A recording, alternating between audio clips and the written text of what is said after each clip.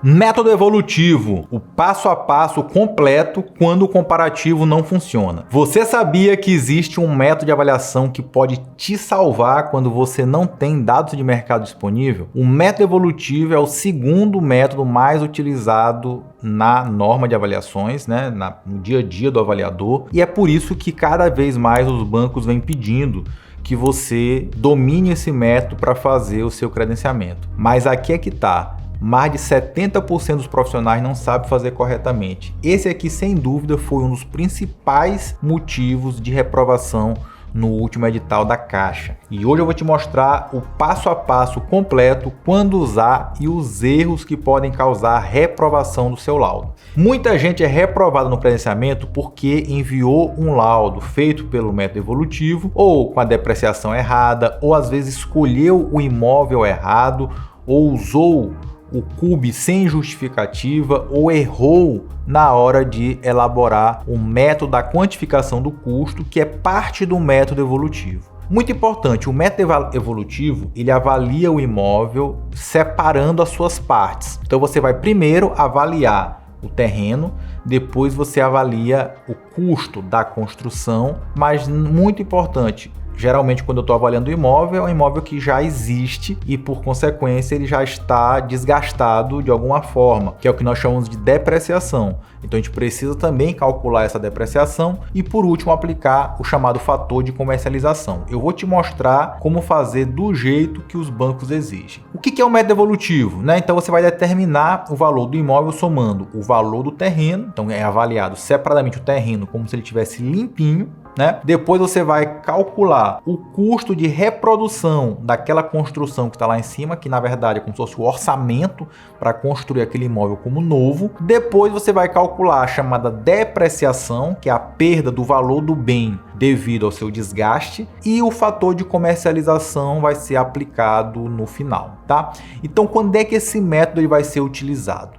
São quando são imóveis que nós consideramos, a norma chama de sui generis, eu chamo de atípicos, ou seja, são imóveis que pelas suas características, então de novo, não é pelo que está funcionando lá naquele momento, é pelas características do prédio. Então, de acordo com essas características, ele não permite que você encontre outros imóveis similares para fazer pelo método comparativo, que é o método preferencial da norma. Então, às vezes a pessoa fala assim: Murilo, será que eu tenho um salão de beleza? Será que eu posso fazer pelo método evolutivo? Depende. Esquece que ali é um salão e olha para o prédio. Existem outros prédios ali que poderiam ser, por exemplo, alugados ou comprados para ser um salão de beleza. Então, às vezes você encontra outros prédios tipo, esse aqui era uma farmácia, mas às vezes as características do prédio são similares. Então, se você encontrar 15, 20, 30 informações como essas, de prédios comerciais, com áreas similares, na mesma região, com padrão de acabamento similar, então às vezes você pode fazer pelo método comparativo. Quando não for possível, aí sim você vai para o método evolutivo. Então, isso acontece muito em regiões sem dados de mercado, com imóveis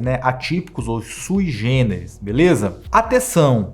Esse foi um dos principais motivos de reprovação nos editais. Você não pode fazer o método evolutivo com imóveis que tenha outros similares para fazer pelo método comparativo. Um caso bastante comum é o caso de galpão. Então tem cidades muito pequenas que às vezes não tem muito galpão à venda. Então talvez o método evolutivo seja aplicável ao galpão. Mas às vezes você vai fazer uma avaliação de um galpão em São Paulo que tem dezenas, centenas de galpões à venda e você vai optar por fazer pelo método evolutivo. Então, o analista do banco pode entender que ele não seria aplicável nesse caso. E hoje você vai aprender os 5 passos do método evolutivo, como avaliar o terreno, como calcular o custo de construção, vamos falar sobre a depreciação e os principais erros que causam a reprovação. Então, como nós já vimos, o primeiro passo é a análise da documentação. E na sequência eu vou fazer a avaliação do terreno, como? Primeiro, fazendo a vistoria, identificando as suas características. Depois eu vou fazer uma coleta de dados de terrenos similares que estejam livres e desimpedidos. E vou fazer então o método estatístico, a inferência estatística, para determinar o valor do imóvel. Então sempre vai partir desse método comparativo do terreno. Em casos que o terreno for muito grande e não tiver outros terrenos daquele tamanho para fazer pelo método comparativo, existe também o método involutivo, mas esse é pauta para outro vídeo. Depois que nós determinamos o valor de mercado do terreno, eu vou para a segunda parte, que é então calcular o chamado custo de reprodução, tá? Então esse custo de reprodução é o quê? É como se fosse o orçamento para construir um prédio exatamente igual àquele, com as mesmas características hoje. E aí, é claro que existem duas possibilidades. A primeira possibilidade é fazer um orçamento daquele prédio. Se eu tiver os projetos, ou às vezes já tem o orçamento da época que foi construída, e eu só for atualizar aquele orçamento, é fácil. Mas a grande maioria das vezes eu não tenho um orçamento e nem tenho os projetos do prédio e nem tenho tempo suficiente para fazer um orçamento do zero. Então existe aí uma possibilidade que é fazer um orçamento chamado de estimativa de custos, né? Que é feito com base no CUB, né? O custo unitário básico de construção. Mas, muito importante você seguir, nesse caso, os preceitos da NBR 12.721. Então, essa norma vai definir o quê? Que a primeira coisa que eu preciso fazer é calcular a área equivalente do imóvel.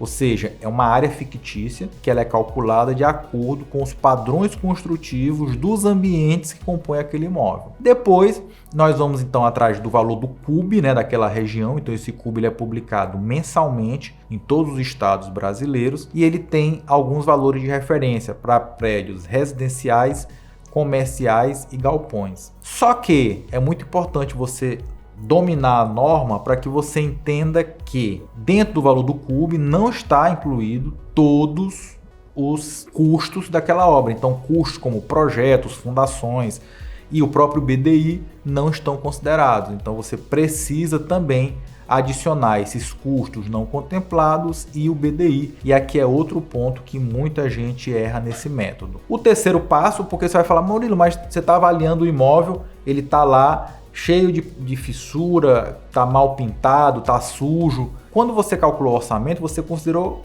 construindo tudo novo e o prédio ele não está novo. Pois é, então agora vai para o próximo passo, que é o quê? Calcular a depreciação. A depreciação seria o quê? O custo para eu recuperar aquele prédio e ele ficar novo de novo. Então, obviamente, que a primeira forma é através do orçamento de novo, né? Só que aqui é mais trabalhoso ainda, porque fazer um orçamento de reforma é muito mais difícil até do que fazer um orçamento de uma obra que ainda vai ser construída. Mas a norma traz os chamados métodos consagrados, né? Esses métodos, de acordo com a norma, precisa levar em consideração a idade, a vida útil e o estado de conservação do imóvel. O método mais utilizado é chamado de método de Ross-Heideck, mas esse também é tema para um outro vídeo. Depois, então, que nós temos o custo do terreno, né, o valor de avaliação do terreno, o custo de reprodução e a depreciação, nós vamos então obter o fator de comercialização, que talvez seja o parâmetro mais polêmico da norma em relação ao método evolutivo. Porque de acordo com a norma, o fator de comercialização ele é obtido dividindo o valor de mercado do imóvel pelo seu custo. Só que a grande verdade é que o que eu estou querendo quando eu estou avaliando é exatamente o valor de mercado. Então, se eu não tenho o valor de mercado, como eu posso obter o fator de comercialização? Então, esse é um ponto bastante polêmico. Existem algumas tabelas prontas, tá? Mas é bastante contestável. Mas existem alguns métodos de você fazer um cálculo aproximado desse fator de comercialização, tá? Que também é um tópico para um outro vídeo. Portanto, o valor, a fórmula final, né, para que eu possa obter o valor eu vou pegar o valor do terreno, somar o custo de reedição, que é o que? O custo de reprodução, que é o orçamento novo,